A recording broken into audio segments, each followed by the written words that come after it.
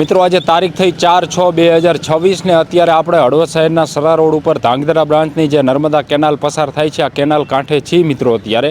અને આ કેનાલમાં પાણી છોડવામાં નથી આવ્યું. થોડા દિવસ પહેલાં એટલે કે 2-3 દિવસ પહેલાં માળિયા બ્રાન્ચની કેનાલમાં 300 ક્યુસેસ પાણી છોડ્યું હોય એવા વિડીયો આપણને જોવા મળ્યા હતા. ને તે પાણી છોડવામાં આવ્યું છે એ પીવા માટે પાણી જે છે એ છોડવામાં આવ્યું છે.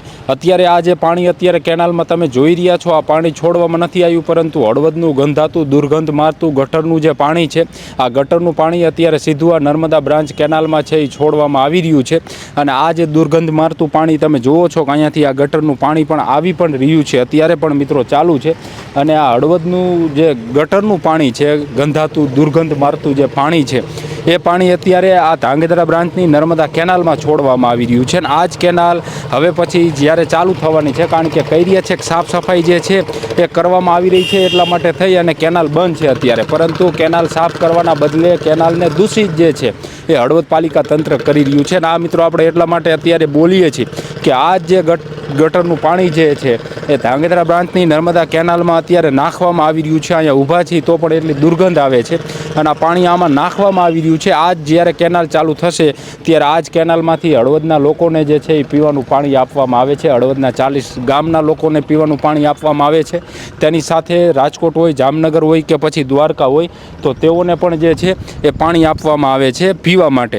અને આ અત્યારે જે છે કેનાલ બંધ છે તો કેનાલમાં અત્યારે હળવદમાં જે ગટરની લાઈન જે નાખવામાં આવી હતી, તમને મને ખબર છે, આપણે બધાએ સાંભળેલું છે કે 92 કરોડ રૂપિયાના ખર્ચે ભૂગર્ભ ગટર લાઈન જે છે એ હળવદમાં નાખવામાં આવી હતી. હવે ગટરનું પાણી જે છે એ પમ્પિંગ સ્ટેશને લઈ જવાના બદલે અહીં જે છે એ કેનાલમાં છોડવામાં આવી રહ્યું છે. અત્યારે આ કેનાલમાં ગટરનું પાણી જે છે એ નાખવામાં આવી રહ્યું છે. તમે જોઈ રહ્યા છો કે અત્યારે આ પાણી, કારણ કે મને ખબર છે કે આ વિડીયો બનાવ્યા પછી પાલિકા તંત્ર એનો બચાવ કરવા એવું કહે છે કે ભાઈ અમે જે છે એ માછલા મરી જતા હતા એટલે થોડાક ટેન્કર પાણીના નાખ્યા હતા, વધીને આમાં 10 થી 15 ટેન્કર પાણીના નાખ્યા હતા. પરંતુ હજારો લીટર જે પાણી છે એ ગટરનું પાણી છે, દુર્ગંધ મારતું પાણી છે મિત્રો. અને અહીં બાજુમાં જ એક પંપ સ્ટેશન છે, મતલબ બોર છે અહીંયા, તો એ બોરની બાજુમાં પણ એટલું ગટરનું જે પાણી છે એ ભરાયેલું છે. અને આ ગંધાતું પાણી જે છે એ અત્યારે મિત્રો ધાંગધ્રા બ્રાન્ચની નર્મદા કેનાલમાં નાખવામાં આવી રહ્યું છે. અને આ જ કેનાલનું પાણી જે છે એ હળવદના લોકોને પીવામાં ઉપયોગ લે છે. તેની સાથે અત્યારે કેનાલ બંધ છે, ડેમમાં જે છે એ પાણીનું સ્તર ઘટી રહ્યું છે. જો કે હળવદને પાણી મળી રહે તેની સાથે 40 ગામના લોકોને પાણી મળી રહે તે માટે થઈને ત્યાં આગોતરું આયોજન પણ જે છે એ કરવામાં આવ્યું છે.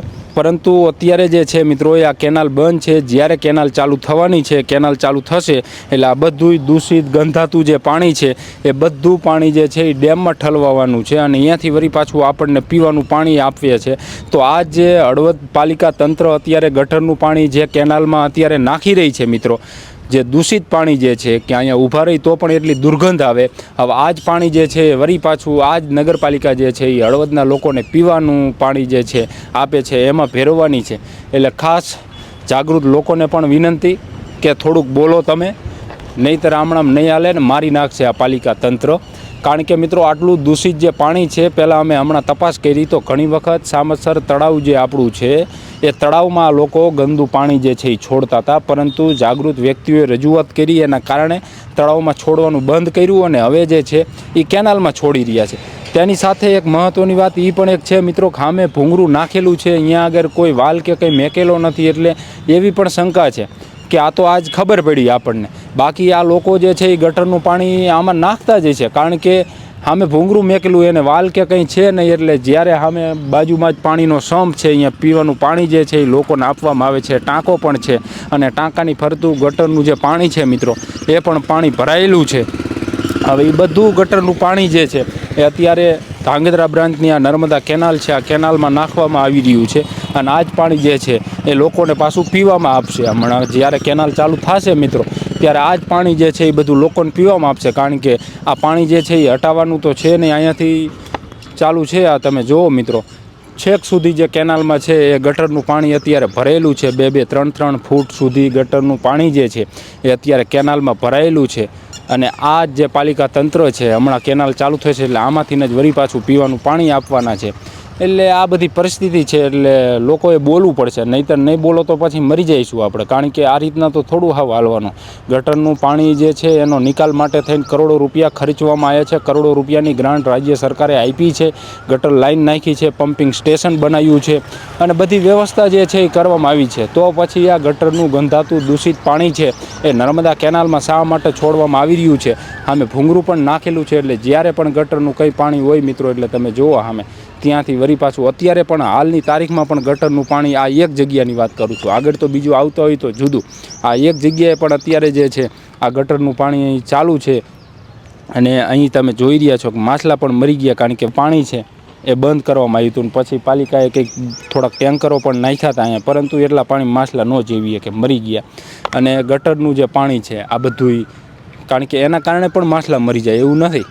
આ હાબુવાળું કેટલું બધું કેમિકલવાળું પાણી જે છે મિત્રો એ આવતું હોય, એના કારણે પણ આ માછલાઓ જે છે એ મરી જાય.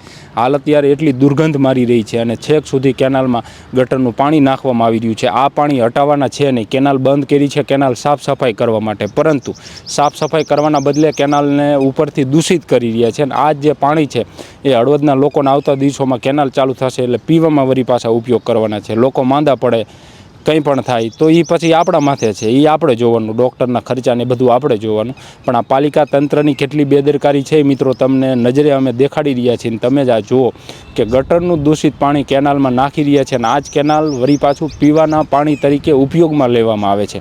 નહીં માત્ર હળવદ કે નહીં માત્ર હળવદના 40 ગામડા, પરંતુ રાજકોટ હોય, જામનગર હોય કે તેની સાથે દ્વારકા હોય, તો ત્યાં પણ જે છે એ આ જ કેનાલનું પાણી બ્રાહ્મણી એક ડેમમાં નાખવામાં આવે છે. અને ત્યાંથી પાણી જે છે એ મોરબી મોકલવામાં આવે છે, અને મોરબીથી આ જિલ્લાઓને પણ પાણી આપવામાં આવે છે.